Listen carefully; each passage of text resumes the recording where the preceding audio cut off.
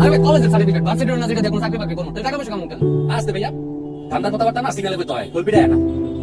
আর তুমি যদি সিগনালটা পেতে চাও তাহলে বাদ বেশি লাগবে রাজি থাকো ওকে তাহলে ভাই যাও কাজ নাও এইটা কেমন কথা পয়েন্ট বাড়াই দিতে আপনাকে টাকা পয়সা বেশি লাগতেছে আপনার টাকা বেশি দিন কেন তুমি যখন সার্টিফিকেট নিয়ে আপনার কাছে যাইবা তোমার আপনাদের বিশ্বাস করবো খুশিতে আমি বলতে পারিব আপনারা দোয়া করবো আরে আমার কুলাই এই যে এই 2.5 পাইছে এই যে আনন্দটা এটা তুমি করে পাইবা কত টাকা দিয়েছি বুঝছি তোমার লিমিট যাবে দাও এরকম কামাই দিতে পারবো বিকাল মেল যা দিবি রে নাকি বাজার গরম হয় আসসালামু আলাইকুম বুঝলাম আসলে একটা সার্টিফিকেটের অভাবে কোনো চাকরি দিচ্ছে না এটা চাকরি খুব প্রয়োজন আমার আপনি যদি আমার জন্য একটা ব্যবস্থা করে দিতেন আমার খুব উপকার হতো একদম 20,000 আর কি রোজ আমার চাবো না ভাই 20,000 টাকা আমার কাছে থাকলে তো আমি এই জিনিস বুঝতাম না আমার কাছে 4,000 টাকা আছে এটা না একটা মোবাইল আছে এটা দিয়ে দেয় চাকরি পেলে পরে আপনার 70 দিন বাকি তাই কই কে বলবে?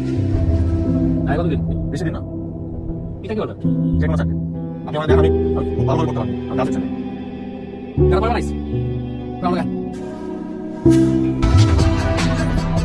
ওই কাছে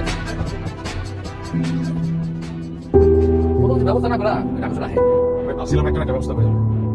ঠিক আছে শহরে কি করে হাইতে না চিনে নিতে হবে কিছুদিন থাকবে বুঝে যাবে দিব ওই এদিকে একটা কটি সেট পারলাম তুই বসে লেখা কটা সারি করলাম তাদের এদিকে কর দিব আর মনে করে চা দিতে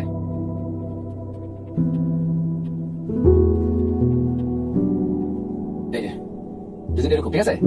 পরে আমি ডিটেলস বলতেছি নাম ঠিকানা কেমন কি ঠিক আছে না কিন্তু ভাই হাতের কাজটা একটু নিখুঁত দরকার ছিল না বুঝলাম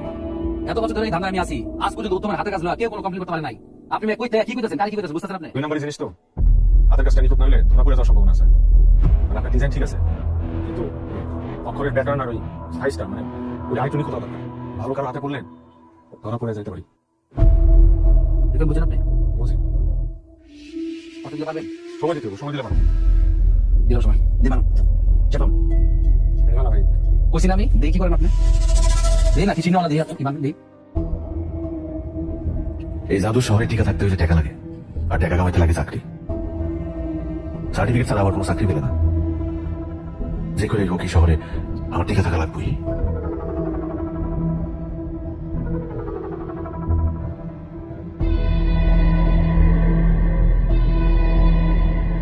আসলে কি ভাই একটা সার্টিফিকেটের ডিজাইন হুবহু নকল করা মুখের কথা না যে কেউ পারে না আর হাতের কাজ ভালোই তাই হাতের কাজ যত পাকা ডিজাইন তত নিখুঁত এলাকায় কি করতেন প্রিন্টিং এসেছিলাম প্রেসের কাজ কারবার ওই আমি ভোকেশনালে পড়ছিলাম ডিজাইনিংটা শিখছি এরপর আব্বা মারা গেল আর পড়াশোনা করতে পারি নাই ডিগ্রিও নিতে পারি নাই পরে ওই আব্বার জায়গায় বসছিলাম প্রিন্টিং এর ভাই এই যে এটা মোটামুটি বানাইছি আগে চাইতে একটু ভালো না